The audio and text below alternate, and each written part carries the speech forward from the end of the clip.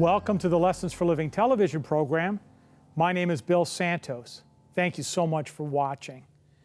You know, when we're on this part of our set, it means we have a special guest. And we have the privilege today of having with us Dr. David Sloan, who I've claimed as our resident health expert. Dr. Sloan, welcome back to the Lessons for Living television program. It's great to be here again, Bill. Well, it's great to have you. And for the benefit of those that might be tuning in for the very first time, you are a doctor of natural medicine. That's correct. And you've been in practice almost 40 years. Mm-hmm. And you always provide us with some very practical, interesting information to help us live better lives. And so let's start like we normally do with a quick, bio on yourself. And then we want to move into our topic, which I think is a really important one, which is our immune system. Yes, so I've been, as you said, 40 years in full-time natural medicine practice. Currently, I'm clinic director at Sloan Natural Health Center in Whitby. Excellent. Ontario. Now, what is the website? Your website? SloanNaturalHealthCenter.com. So any of the viewers that are interested in getting in contact with Dr. Sloan, they can do it through the website? That's correct. Yeah. And we have a link on our website under the previous programs tab, which is also, will direct them to your website. We had some discussion about topics, and what we'd be talking about, and you suggested we talk about our immune system. Why did you pick that topic for this discussion? Yeah, I feel that's very current. I feel that, health or the lack of it has been weaponized to a point to induce or put fear in a lot of people. Illness, we've had, since the year 2000, we've had lots of different viruses, claimed, and pandemics and things like this. And I just really feel that I want to give a different perspective on things when it comes to the immune system, because the immune system is our defense system. Right. It's really the part of our makeup that protects us against illness. And so a better understanding of the immune system, I feel, is very, very important to all of us to be healthier and to be free from disease. There's been a significant amount of research, hasn't over the last 25 years with regards to our immune system, how it works. Mm-hmm. In your assessment, how much, if any, of that research has made its way, the findings have made their way into conventional, medicine? Well, as anyone in the health field will know, moving from the science and the discoveries of things into the daily practice in conventional medicine tends to take years, if not decades. And so I would say that no, very little of the research that has been known over the last 20, 25 years in general is not being applied, is not being applied. So I've written here some questions so I can sound like an expert. So modern medicine generally prefers to focus on the microbe or germ theory. Yes. As its basic thrust in treating much of our disease today. Yes. How, in your assessment, is that an outdated or even maybe even a limited view of it's how to deal with it? Yes, it's definitely outdated and it's definitely limited. And Why? So maybe we'll start by just breaking down what the immune system is. Okay. We've got two major parts that make up the immune system. We have the innate or generalized immune system, and we have the adaptive or specialized immune system. And where we're really lagging behind in conventional medicine, in my opinion, is in adaptive response, the adaptive immunity that our body responds to when we're in... Sort of under attack? Or? Under attack, when we're exposed. But let's go back to the innate the innate form of our immune system. So the innate form is basically, we've got different anatomical barriers. We have tight junctions in our skin and in our intestinal walls. We have mucous membranes. We have mucus itself. Inflammation is an immune response. Okay. We have neutrophils, we have phagocytes, we have macrophages, we have monocytes, we have natural killer cells. These are all part of the innate immune system. And that has been accepted, and much of it has been, adopted. Okay.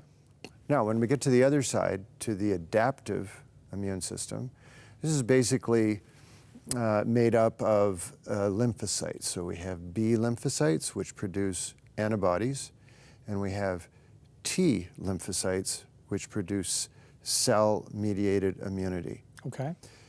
This is important from the standpoint that, and I'll get into this in a minute, but I'll just bear with me. Yeah, no, go ahead. Modern medicine focusing on the germ theory.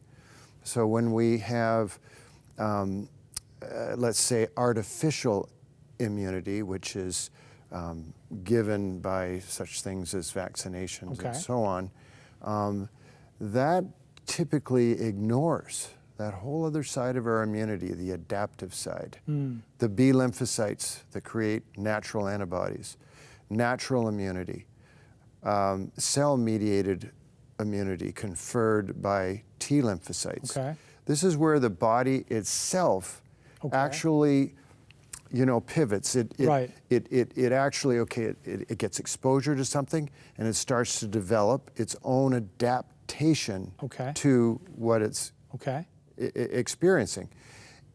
We might even add on to that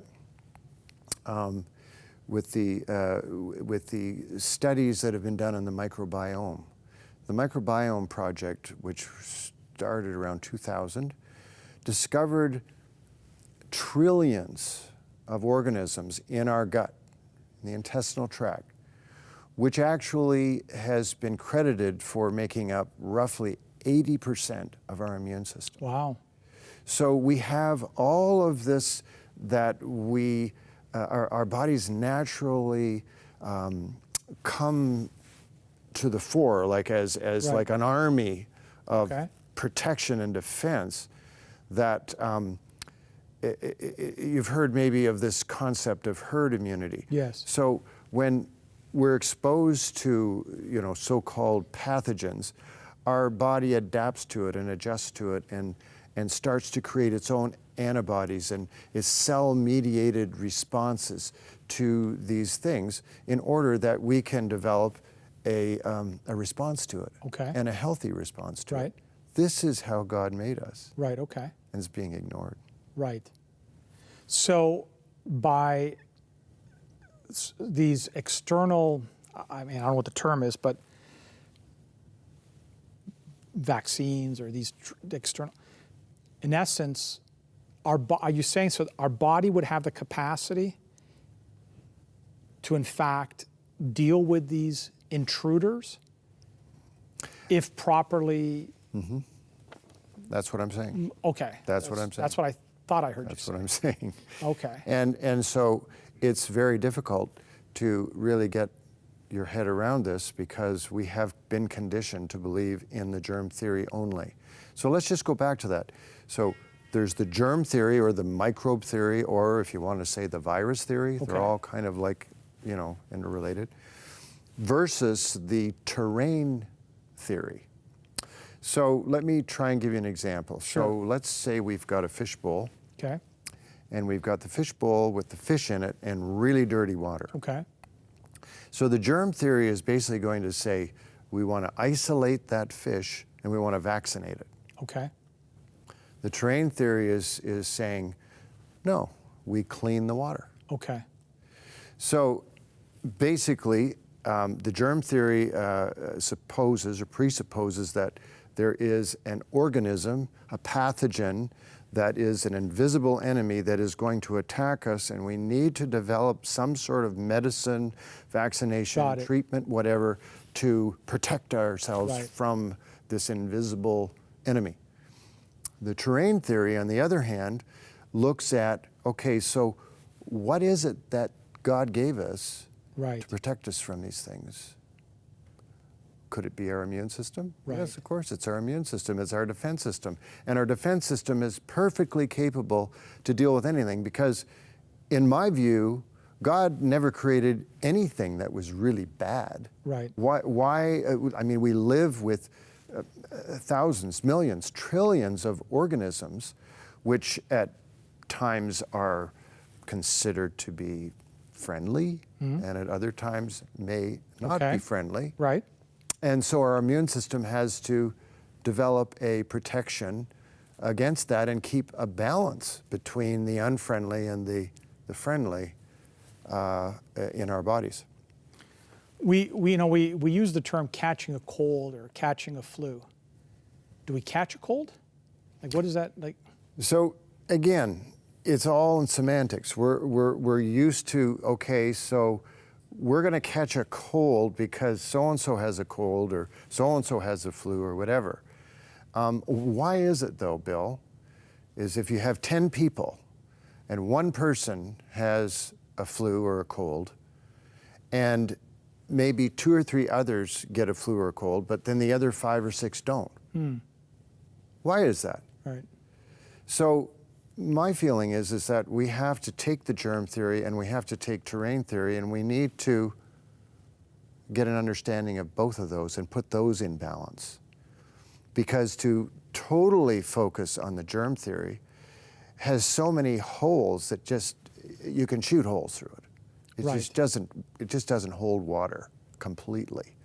And so with the terrain theory is that if you build up and maintain a healthy immune system, you're not going to get that cold. You're not going to get that flu. You're not going to. So where is the focus? I typically say, if you get a cold or a flu, it's your body's response to needing to cleanse itself, if you like.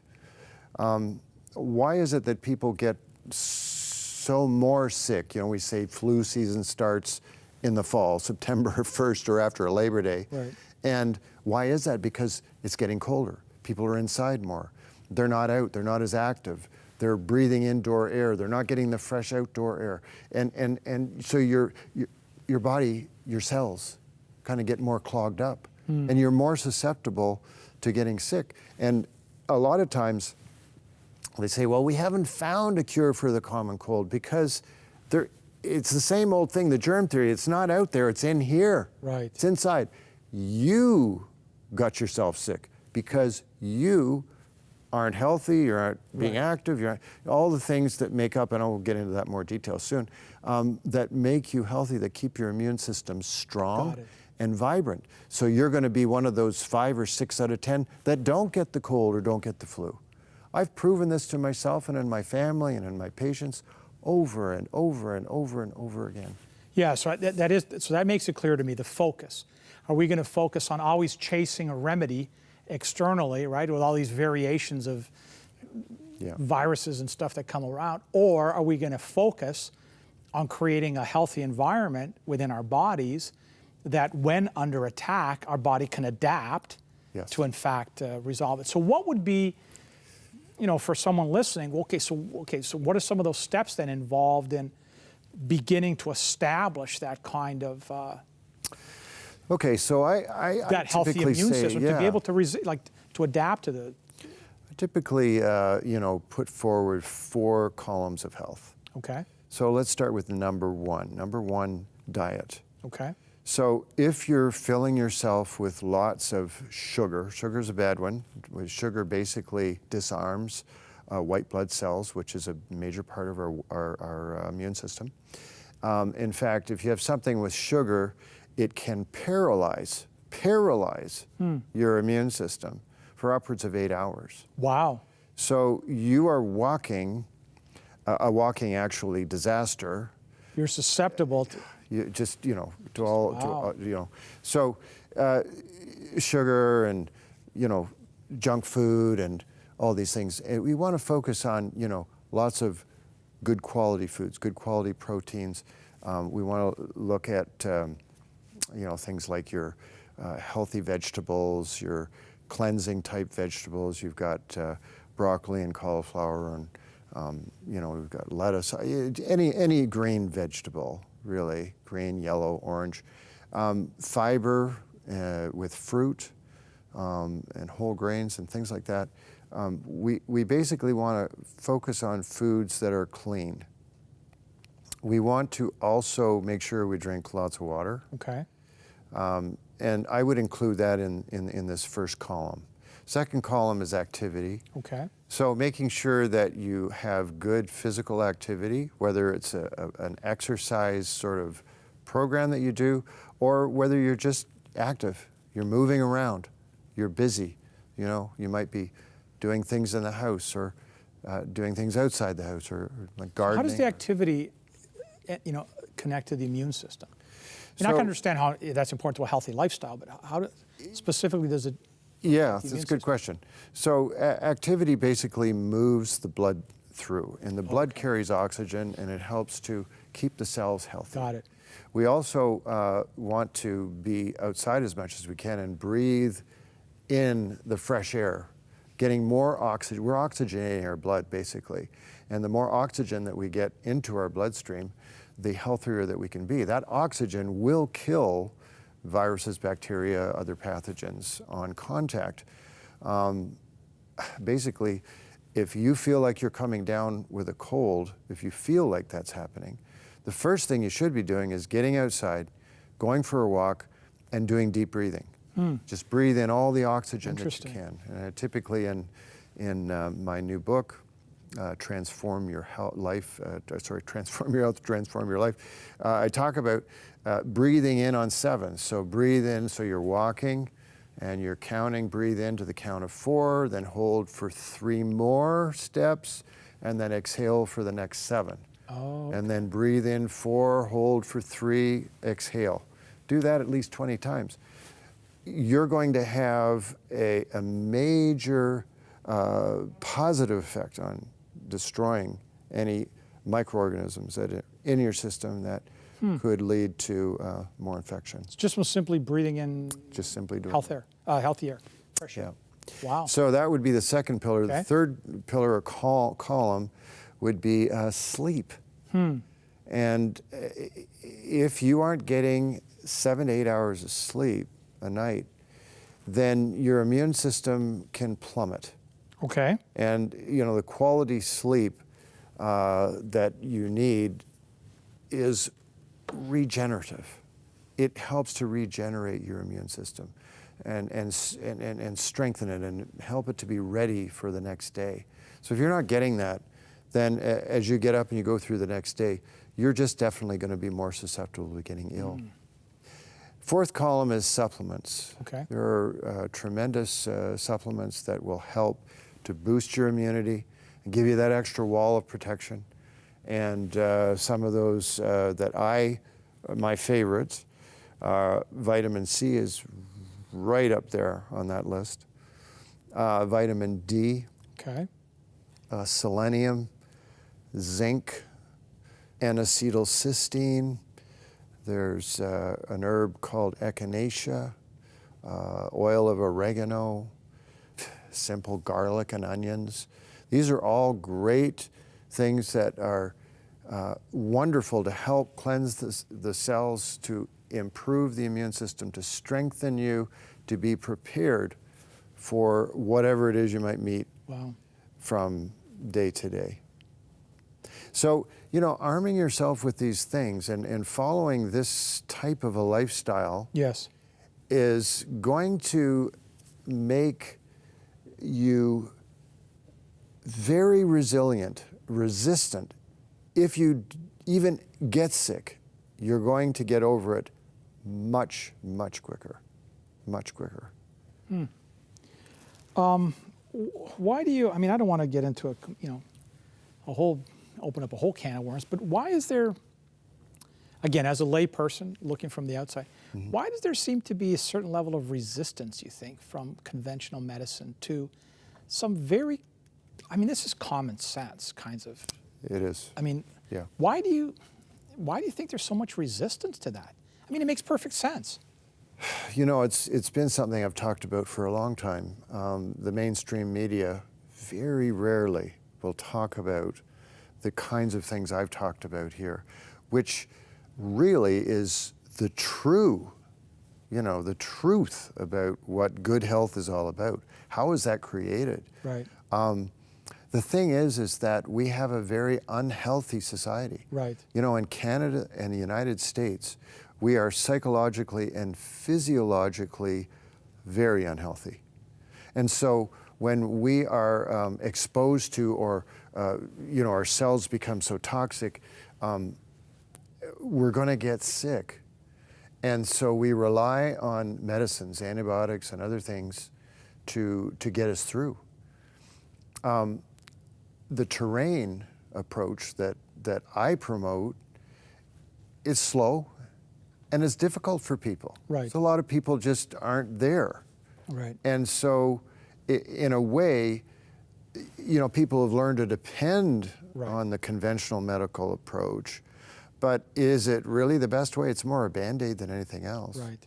And so the true way to health, the way that God wants us to live and to bless us with good health, really is based on building a strong immune system and enjoying a much greater quality of life. So it boils down to choice, really it does. What are we going to do? Are we going to choose to go this way or that way? Yeah. So we've got maybe 2.5 minutes. I don't know if I want to open this, but I mean, we've been talking, primarily, I think when we think of immune system, most folks think about protection against respiratory, but Yes. how about, is it possible that the immune system can actually help us with things like preventing cancers or other, Yes. autoimmune disorders or some of these more serious kinds of diseases? Yes, absolutely. Absolutely. This is an area that, again, is obscured. It's not something that is really, you're not going to hear very much about it. You really got to dig to find out about these things. Treatments that come about as a result of natural approaches, there's a huge number of those. And I feel that as we are going along, my hope is that there's more freedom to express those and to use those things. All of the things that I've mentioned would be part of a plan to build up an immune system for cancer. Right, okay. We have many different things that we use. I have a lot of cancer patients that I deal with. Some of them refuse to take conventional cancer therapy. I am treating them totally naturally. Right. I even have dogs. I have a dog right now who I'm treating, who's in the States. It's just over the phone, but we have incredible natural treatments that work really, really well. We have people calling us all over the world. Wow. For some of the things that we're doing and what we're using. So I will leave it at that. I know our time is short. Yeah, it's sad. But I do want to give people hope. Yes. That there is hope. There are alternatives that are very viable, very effective. Well, again, these the time goes by so fast when you're talking, so thank you. We will have the link on the website for folks that Great. want to be in contact with you. We're just going to end our program with a word of prayer like we always do. Gracious God, loving Heavenly Father, thank you so much again for the opportunity to learn more about how we can stay healthy, get healthy, about the different things that you have placed within this incredible world that you created that will help us live life and live it more abundantly. Father, I especially want to pray for those right now that are going through a difficult time with their health and are maybe on the verge of despair, that they may have confidence that there is a solution out there, and trusting in you and reaching out to the proper resources can be of help to them in their lives. Bless each and every viewer, I pray in Jesus' name. Amen.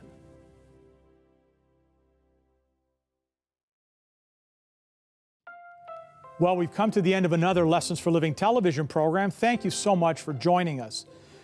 We truly appreciate your faithfulness in watching each and every week. And let me ask you if you would be so kind as to share the program with your friends and with your family so that they too can tune in. I also want to thank our special guest, Dr. David Sloan, and remind us again of your website, please. Yes, so you can find us at sloannaturalhealthcenter.com. sloannaturalhealthcenter.com. If you go on the l4ltv.com on our website, under the previous programs tab, this program will be there, and right underneath it will be a button that you can click and will connect you with Dr. Sloan's Natural Health Center. And you can reach out to Dr. Sloan for more information and to purchase his book, Transform Your Health, Transform Your Life.